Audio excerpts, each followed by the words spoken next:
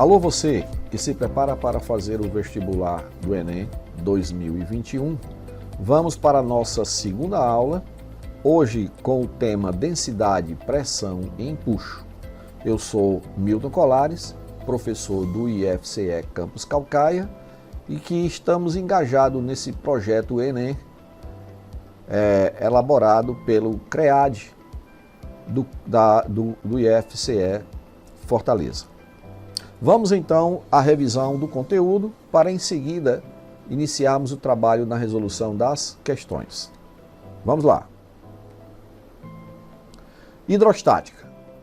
Massa específica, pressão, empuxo. Observem bem as imagens. Essa faixa branca representa uma superfície. E esse bloco verde seria um prisma, por exemplo, de ferro ou um prisma de madeira, um objeto sólido. Tá?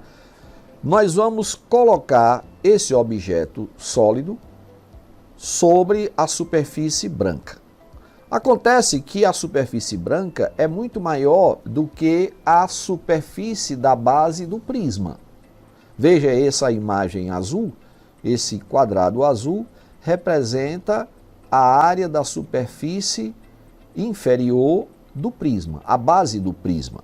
E aí, quando você colocar o prisma sobre a superfície branca, ele vai fazer contato apenas com a região azul.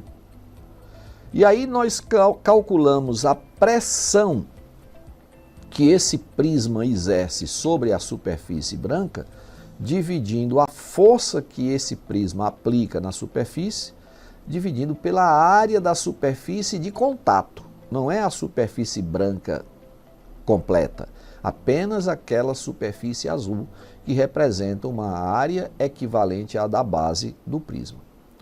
A força aplicada pelo prisma sobre a superfície é exatamente o peso dele, que é determinado pelo produto da massa em quilograma pela aceleração da gravidade, para que a gente possa ter o peso, a força-peso na unidade Newton, dividido pela área da base desse prisma, que corresponde àquela superfície azulada. Acontece que em algumas situações a massa do objeto não é fornecida, mas ele fornece a massa específica ou densidade absoluta.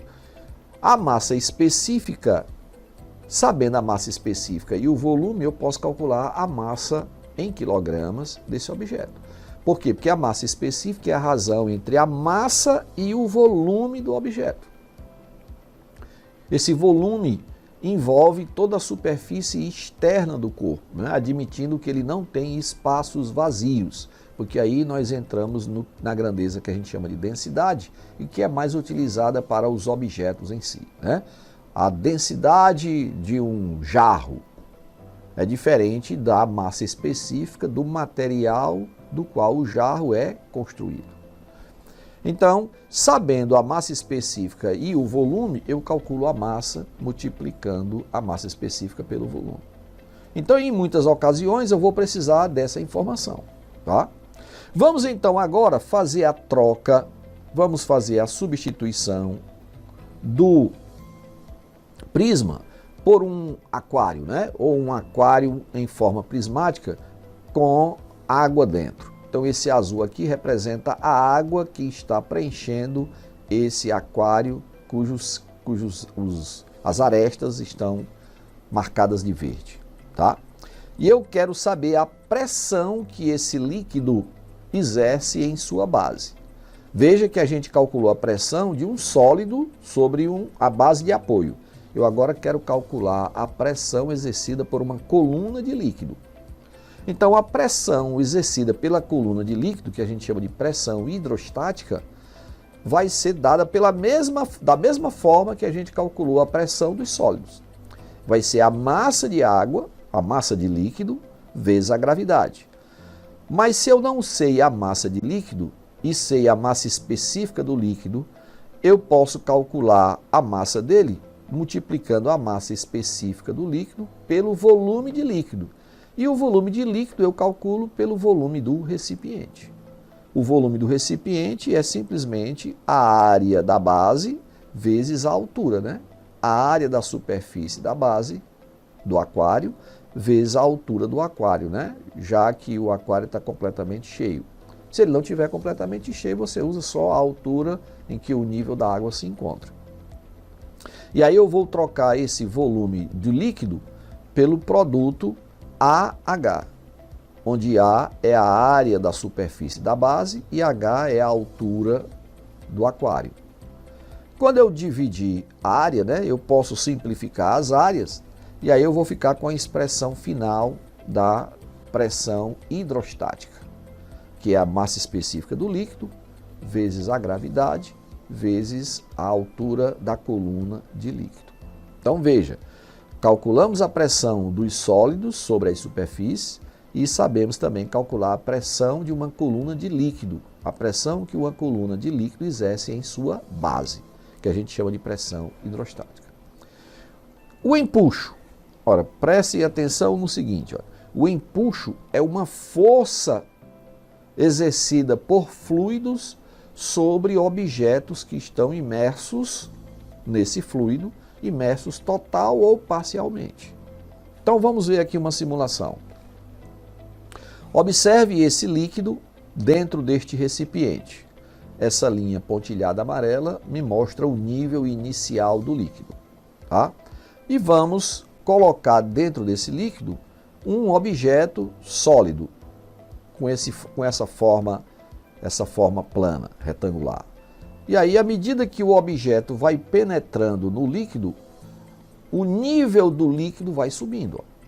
Então, observe que o líquido dentro do recipiente atingiu um outro nível maior, superior em relação ao anterior.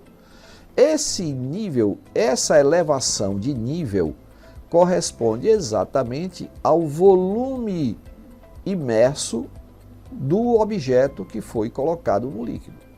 Ao volume imerso, ou seja, o volume imerso desse objeto representa ao volume de líquido correspondente a esse aumento da superfície livre. Então, a gente diz que o empuxo é o peso do volume de líquido deslocado pelo bloco. Na realidade, quem disse isso foi Arquimedes, né? Arquimedes, no século III a.C., foi um grande estudioso e que fez descobertas fantásticas, né? Como é que eu calculo então o empuxo? Multiplicando a massa específica do líquido pelo volume imerso pela gravidade. Observe que a massa específica do líquido vezes o volume imerso vai me dar a massa do volume de líquido deslocado. A massa do volume de líquido deslocado. Quando eu multiplico essa massa pela gravidade, eu tenho o peso da massa de líquido deslocado. Essa força-peso é exatamente o valor do empuxo que o líquido exerce sobre o corpo, não é? O empuxo é uma força dirigida verticalmente para cima e que é equilibrada pelo peso do objeto. O peso do objeto e o empuxo. Esse bloco, no interior deste fluido, se encontra em equilíbrio. O empuxo é igual ao peso. Ok?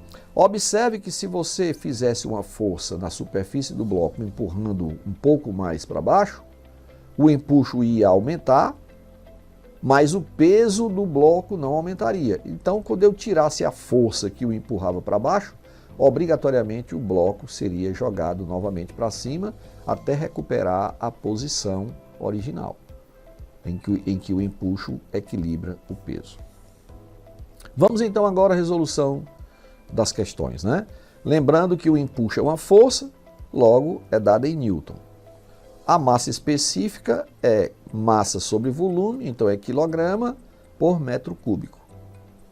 E a pressão é força por área, Newton por metro quadrado, que é denominado de Pascal. Questão 1. A Torre Eiffel com seus 324 metros de altura, feita com treliças de ferro, pesava 7.300 toneladas quando terminou de ser construída em 1889. Um arquiteto resolve construir um protótipo dessa torre em escala 1:100, usando os mesmos materiais, cada dimensão linear em escala de 1:100 do monumento real. Então veja que a escala 1:100 vai ser colocada apenas das dimensões lineares, tá? Então não posso usar para a massa da torre. Considere que a torre real tenha uma massa M torre, M grande torre, e exerça na fundação sobre a qual foi erguida uma pressão P torre. O modelo construído pelo arquiteto terá uma massa M modelo e exercerá uma pressão P modelo. Como a pressão exercida pela torre se comporta com a pressão exercida pelo protótipo? Como a pressão exercida pela torre se comporta com a pressão exercida pelo protótipo? Ou seja, qual é a razão entre as pressões P torre e P modelo?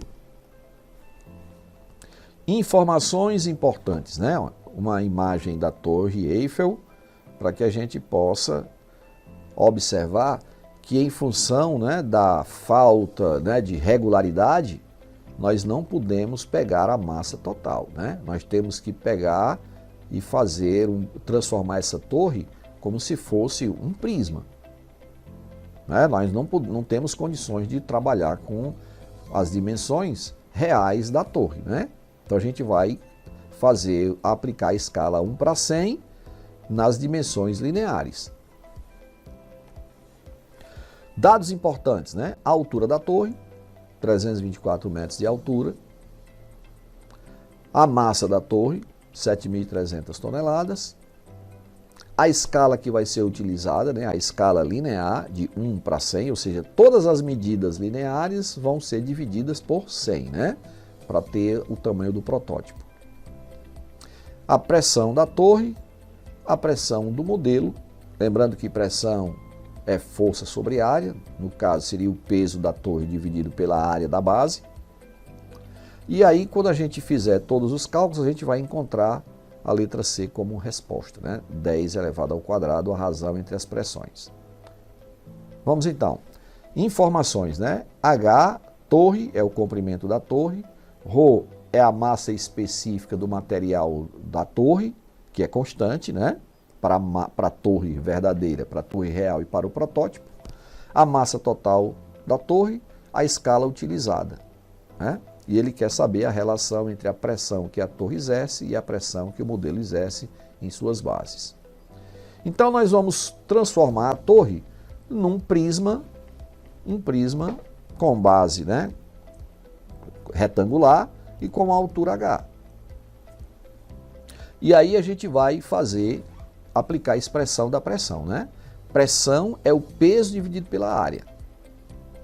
O peso é a massa específica do material da torre, que vai ser constante, né? Tanto para a torre quanto para o modelo. A massa específica vezes o volume. Esse volume aqui é o volume da torre e vai ser o volume do modelo, né? Vezes a gravidade. Massa específica vezes volume na massa. Massa vezes gravidade dá o peso, dividido pela área. Como é que eu encontro o volume da torre e o volume do modelo? O volume seria a área da base vezes a altura. A área da base, que seria x vezes y, me daria a área da base vezes h, né? Então eu vou simplesmente escrever área vezes altura. Eu posso então simplificar as áreas, ó. E aí eu encontro para a pressão a expressão ρgh. Rho é a massa específica do material do qual a torre foi construída, ferro ou aço, o que for, né? Vezes a gravidade, vezes a altura. Então observe que Rho, a massa específica do material da torre, e a gravidade são constantes. Logo, a pressão vai depender exclusivamente da altura, que é exatamente uma dimensão linear. Então eu posso fazer agora o que ele pede, né? Dividir a pressão que a torre exerce pela pressão do modelo. É só substituir esta relação ρGH para a torre e para o modelo. Ora, o H da torre, 324 metros. Qual vai ser o H do modelo? Vai ser 324, né? 1 sobre 100, né? Vai ser 1 sobre 100. Eu posso simplificar, né? O H da torre, o H do modelo vai ser o H da torre dividido por 100. Ó. O H do modelo vai ser o H da torre dividido por 100. E aí eu posso simplificar o H da torre e eu encontro que a pressão da torre sobre a pressão do modelo é igual a 100 ou 10 ao quadrado. Pronto, uma questão simples, né? Se você tiver paciência, não aplicar a escala 1 para 100 na massa da torre, né? Porque você viu claramente na imagem que a torre ela não era uniforme, né? Ela não tem um formato uniforme. Então não tinha como eu determinar a relação entre massa utilizando a escala 1 para 100 nas massas, né? Seria um absurdo, né? Daria umas 73 toneladas, né, a massa do modelo. Como é que você vai fazer um modelo com 73 toneladas, né? Então não tinha o menor cabimento. 2. Um mergulhador fica preso ao explorar uma caverna no oceano. Dentro da caverna formou-se um bolsão de ar, como mostra a figura onde o mergulhador se abrigou. Olha aí a figura, né? Aqui a superfície da água, onde a pressão atmosférica vale 10 elevado a 5 Pascal. Aqui tem a rocha e a 50 metros de profundidade é que se encontra a entrada da caverna, onde tem o bolsão de ar.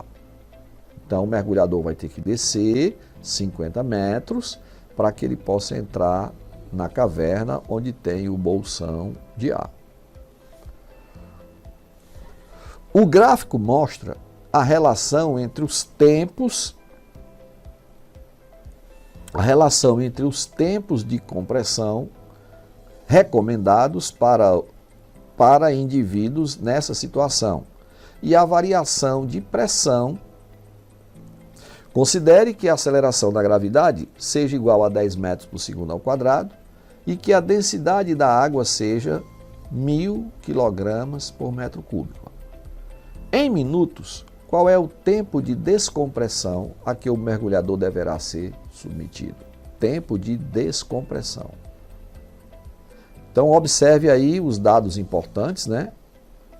Aceleração da gravidade, massa específica da água, e ele quer saber o tempo. Esse é o gráfico que nos dá o tempo de descompressão em função da variação de pressão. Ora, para isso vamos calcular a pressão lá embaixo, né? A pressão lá na entrada da caverna. E você vai ver que nós vamos encontrar um tempo de descompressão de 60 minutos. Como é que a gente chega a essa resposta, né? Pronto. Ó.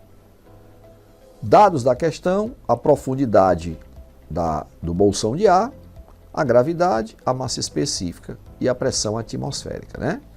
Mas nós queremos a variação de pressão.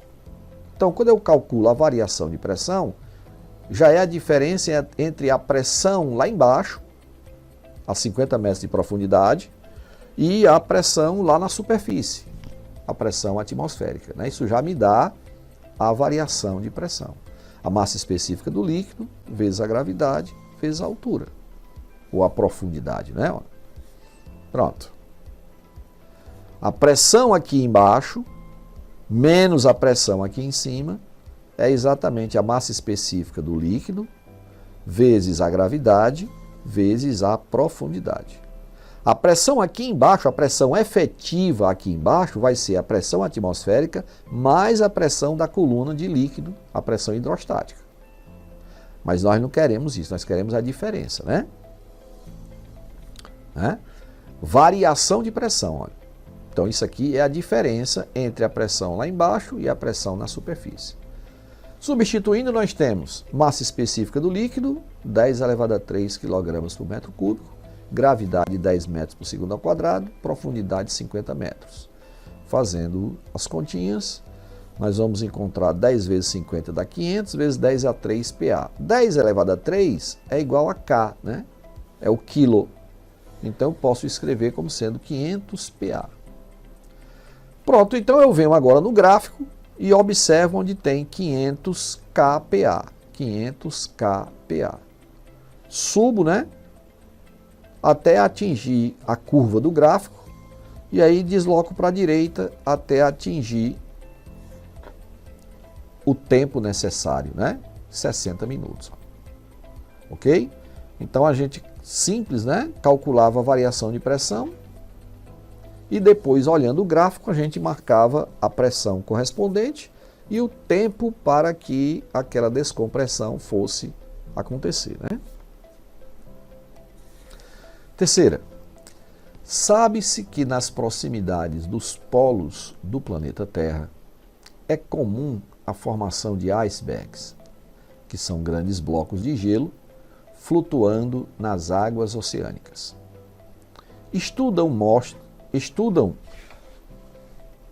Mostram que a parte de gelo que fica emersa durante a flutuação corresponde a aproximadamente 10% do seu volume total. Um estudante resolveu simular essa situação introduzindo um bloquinho de gelo no interior de um recipiente contendo água, observando a variação de seu nível desde o instante de introdução até o completo derretimento do bloquinho. Ele observou o que ocorria com o nível da água no recipiente, desde a introdução do bloquinho de gelo até o instante em que o bloco de gelo se funde por inteiro. Com base nessa simulação, verifica-se que o nível da água no recipiente subirá com a introdução do bloquinho de gelo e após o derretimento total do gelo, esse nível subirá ainda mais. Então ele quer saber, né, o que é que vai acontecer quando você está introduzindo o bloco de gelo no recipiente, o que é que acontece com o nível da água, e depois que o gelo se funde completamente, o que é que acontece com o nível da água. Então vamos observar o seguinte, ó. Nós vamos ver, né, que a resposta será a letra C de casa. Mas para isso vamos observar o seguinte. Quando você introduz o bloco, a pedrinha de gelo, no recipiente, observe aqui, está aqui o recipiente com água e eu vou introduzir um bloco de gelo no recipiente com água. Veja, ó, à medida que eu coloco esse bloquinho de gelo, ó, o nível da água vai subindo. Ó. Ok? Veja que ficou fora da água, ficou apenas 10%, de acordo com a informação, né, dada no texto, ficou apenas 10% do volume total, né, da pedrinha, do bloco de gelo, ficou apenas 10% do lado de fora. 90% do gelo está inserido no líquido, está imerso no líquido. Veja que o nível da água, à medida que o bloco de gelo ia penetrando na água, o nível da água ia subindo. Ó. Então houve uma elevação do nível da água na hora que eu introduzi o bloco de gelo. E apenas 10% do bloco de gelo ficou fora da água, ficou emerso. Ora, nós sabemos que o gelo é feito de água, mas ele flutua na água. Por que isso acontece? Por causa dos espaços vazios existentes no interior do bloco de gelo. Os espaços vazios criados pelas pontes de hidrogênio. Significa dizer que quando o gelo se funde, Já que o nível da água subiu e tem apenas 10% do gelo fora da água, quando o gelo se funde, esses 10% que estão fora, que estão emersos do líquido, vão preencher exatamente os espaços vazios que existiam dentro dos 90% de gelo que estavam imersos. Os 10% de gelo que estavam fora vão preencher exatamente os espaços vazios que existiam dentro dos 90%. Por essa razão, o nível da água, quando o gelo se funde por inteiro, não vai mudar. Então, o que acontece? O nível da água sobe quando você está introduzindo o bloco de gelo, mas o nível da água não se altera quando todo o gelo se fundir completamente. Ok? Por isso a resposta C de casa, né? O nível da água se eleva quando você introduz o bloco de gelo, mas o nível não se altera depois que o gelo se derrete por completo.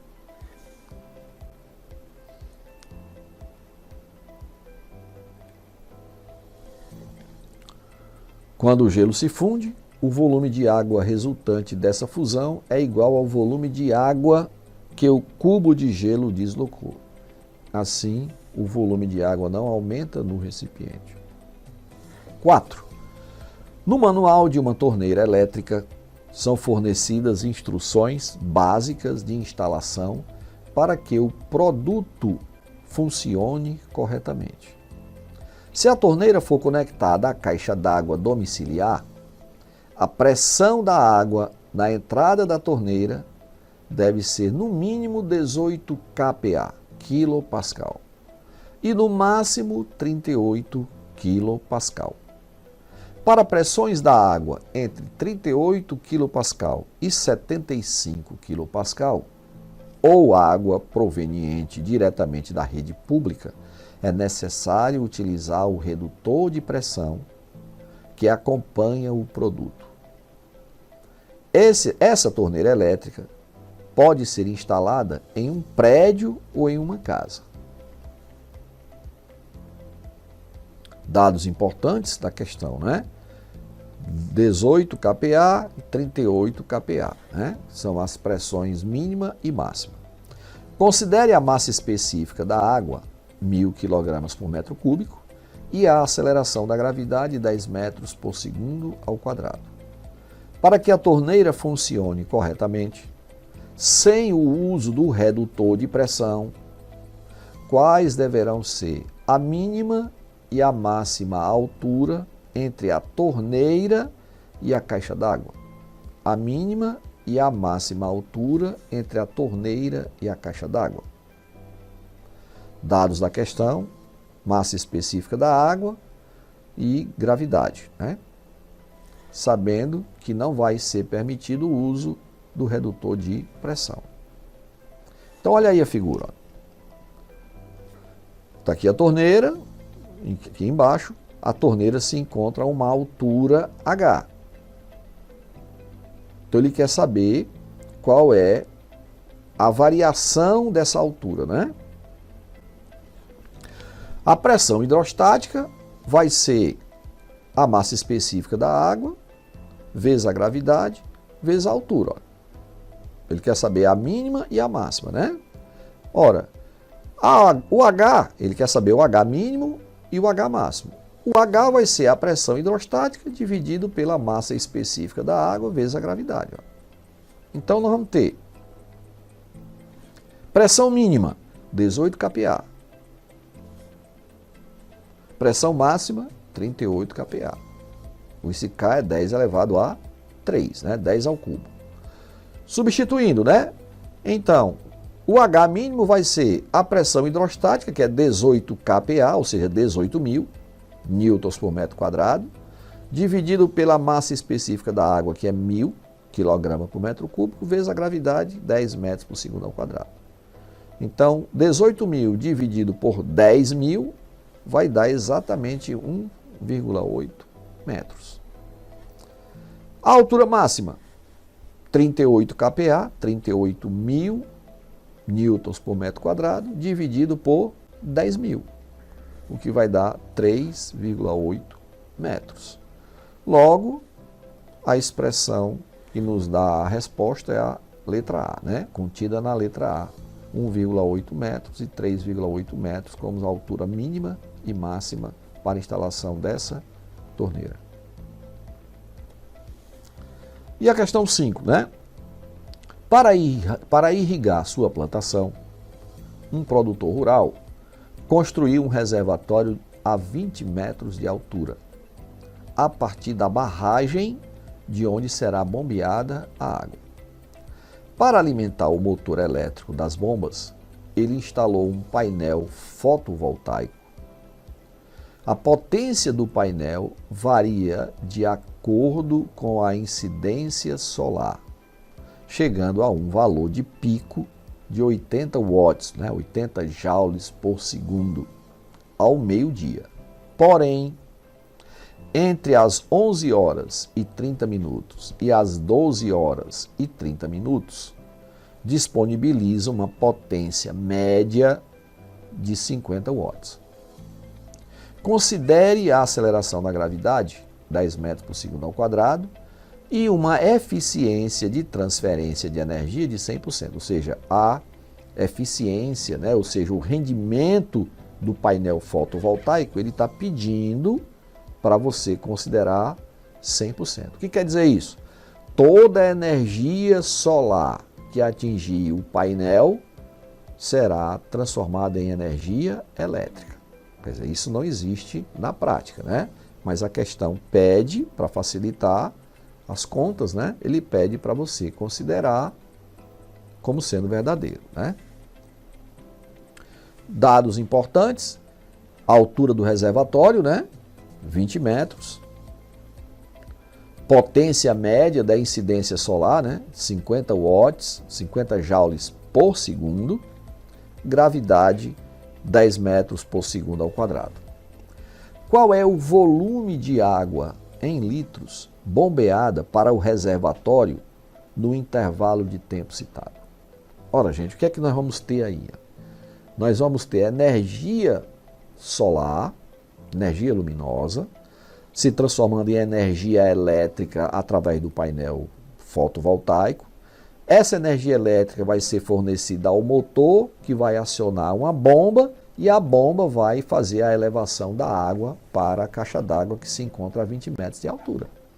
Então nós temos transformação de energia luminosa em energia elétrica e a energia elétrica em energia mecânica do tipo potencial gravitacional. Dados da questão, né? 20 metros de altura, gravidade 10 metros por segundo ao quadrado, massa específica da água, né? 1 kg por litro, que é equivalente a 1000 kg por metro cúbico. Ele quer o volume de água que vai ser bombeado, né? Nesse intervalo de 1 hora, entre 11h30 e 12h30, com a potência média da incidência solar de 50 watts, né? Sabendo que o rendimento é total. Então a energia elétrica produzida vai ser a potência média vezes o tempo. A energia elétrica vai se transformar em energia potencial gravitacional, que é mGh. M é a massa específica da água vezes o volume de água, me dá a massa de água que vai ser bombeada para a caixa. Vezes a gravidade dá o peso, vezes a altura vai dar o trabalho, né? Ou a energia potencial gravitacional. O trabalho que a bomba vai ter para elevar essa massa de água, esse volume de água. Isso é a potência média vezes o tempo. Massa específica da água, 1 kg por litro. O volume de água é o que nós queremos achar. A aceleração na gravidade, 10 metros por segundo ao quadrado. E a altura da elevação, 20 metros. A potência média da incidência solar é de 50 watts, né?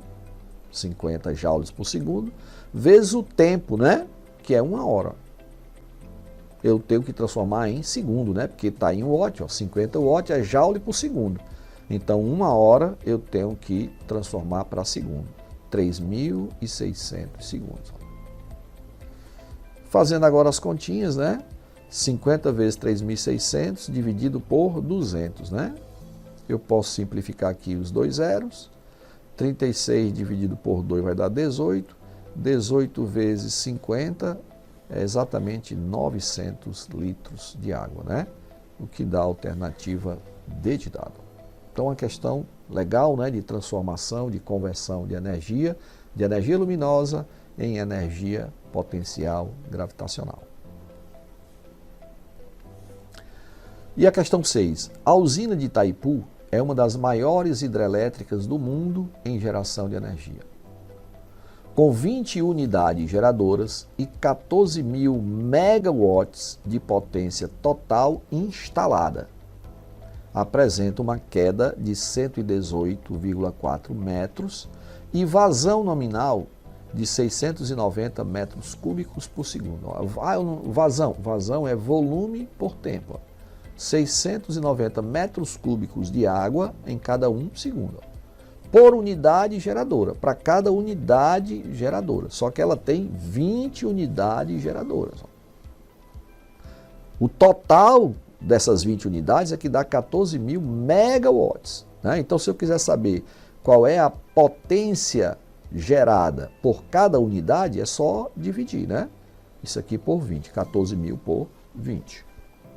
O cálculo da potência teórica leva em conta a altura da massa de água represada pela barragem, a gravidade local, 10 metros por segundo ao quadrado, e a densidade da água, 1.000 quilogramas por metro cúbico, né? Ou 1 quilograma por litro, né? A diferença entre a potência teórica e a potência instalada é a potência desperdiçada, né? É a potência não aproveitada. Qual é a potência em megawatts não aproveitada? Ele quer exatamente aquilo que não foi aproveitado. Em cada unidade, olha. Então, eu tenho que calcular por unidade geradora. Então, nós temos, olha os dados da questão, né?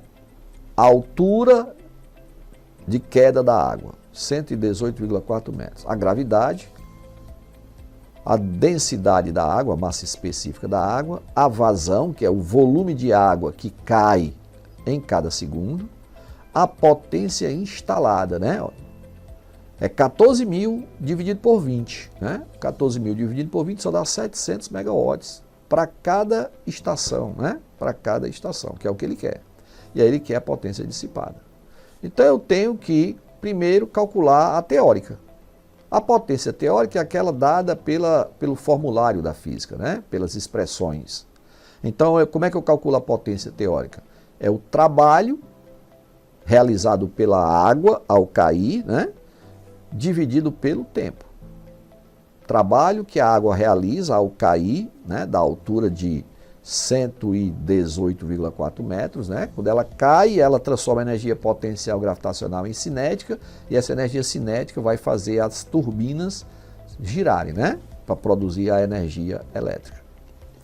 Esse trabalho é igual ao trabalho do peso, que é igual à energia potencial que ela tinha armazenada lá em cima. mgh dividido pelo tempo. Acontece que eu não tenho a massa, mas ele me deu a quantidade de água, ele me deu o volume de água que cai na unidade de tempo. Ó. Então eu já posso fazer o seguinte, ó. Se a massa específica da água é 1.000 kg por metro cúbico, estão caindo 690 metros cúbicos por segundo, eu já tenho a massa, é só multiplicar isso aqui. Se eu multiplicar a massa específica pela vazão, eu tenho a massa de água. Tá? E o tempo, né? Massa sobre tempo. O tempo é 1 segundo. Pronto, então vai ficar assim, ó. Com esses dois elementos, né? É só substituir, ó. O tempo é 1 segundo, a massa de água é a massa específica vezes a vazão, a gravidade vale 10 metros por segundo ao quadrado e a altura de queda 118,4.